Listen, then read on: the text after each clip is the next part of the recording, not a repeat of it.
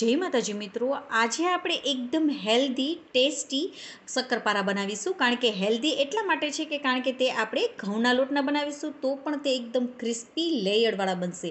અને તમારે આમાં વણવાની પણ માથાકૂટ કરવાની જરૂર નથી, ખાંડનું પાણી કરવાની પણ જરૂર નથી, કે ખાંડની ચાસણી પર કરવાની જરૂર નહીં પડે, તો પણ એકદમ ટેસ્ટી બનશે. અને તમે આ શક્કરપારા બનાવી લેશો તો તમારા ઘરના તમારા કુકિંગના દીવાના બની જશે.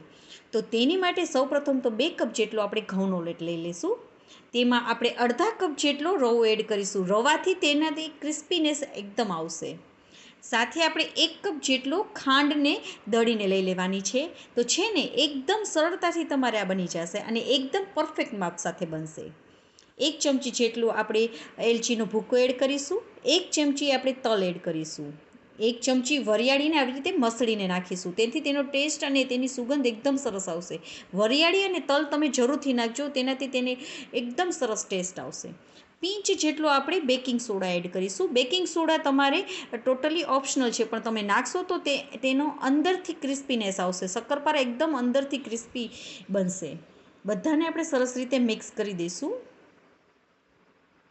હવે આપણે તેમાં 2 થી 3 ચમચી આપણે ઘી એડ કરીશું અને તેને મિક્સ કરીશું. અને આપણે ઘી એટલું નાખવાનું છે, આપણે મુઠિયા પડે તેટલું આપણે ઘી નાખીશું. જો તમારે ઓછું લાગે તો તમે થોડું નાખી દેજો ઘી. આપણે આવી રીતે મસળીને ઘીને સરસ મિક્સ કરી દઈશું. આવી રીતે મુઠિયા પડે તેટલું આપણે ઘી નાખવાનું છે.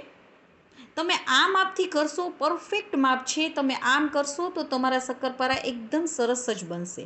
હવે આપણે નવશેકું પાણી લેવાનું છે. થોડું થોડું નાખતા જશું અને આપણે શક્કરપારાનો લોટ બાંધી લઈશું.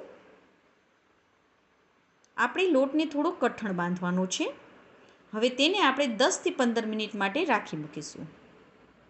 મેં અહીંયા 10 મિનિટ માટે રાખેલો છે. હવે તેને આપણે હળવા હાથે મસળી લેવાનું છે. બહુ મસળવાનું નથી. આપણે મસળા જાય એટલે હવે તેના આપણે ગોળ ગોળ ગોળણા કરી લઈશું. આપણે ગોળ આવી રીતે ગોળણા કરી લેવાના છે. ગોળ શેપ આપી દેવાનો છે. આવી રીતે બધાનો આપણે પહેલાં શેપ આપી દઈશું, ગોળ શેપ આપી દઈશું.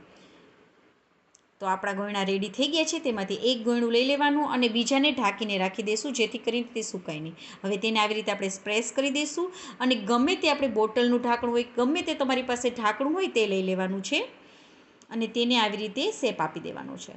તો છે ને એકદમ સરળ રીતથી તમારો આ શક્કરપારા બનશે. વણવાની પણ ઝંઝટ નહીં પડે અને એકદમ બિસ્કિટ જેવા બનશે. તો બાળકોને તો સ્પેશિયલી ખૂબ જ મજા આવવાની છે.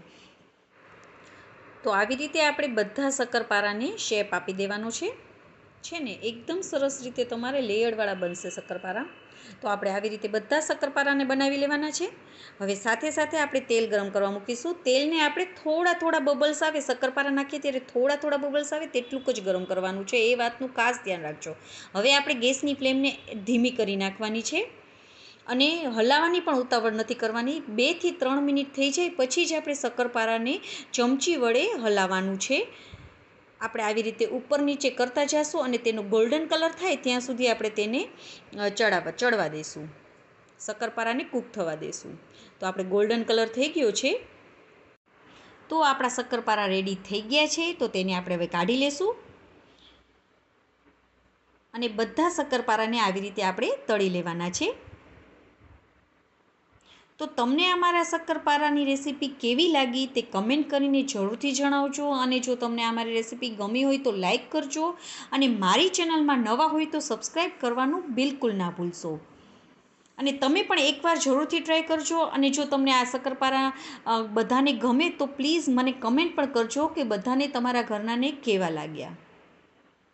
જય માતાજી મિત્રો.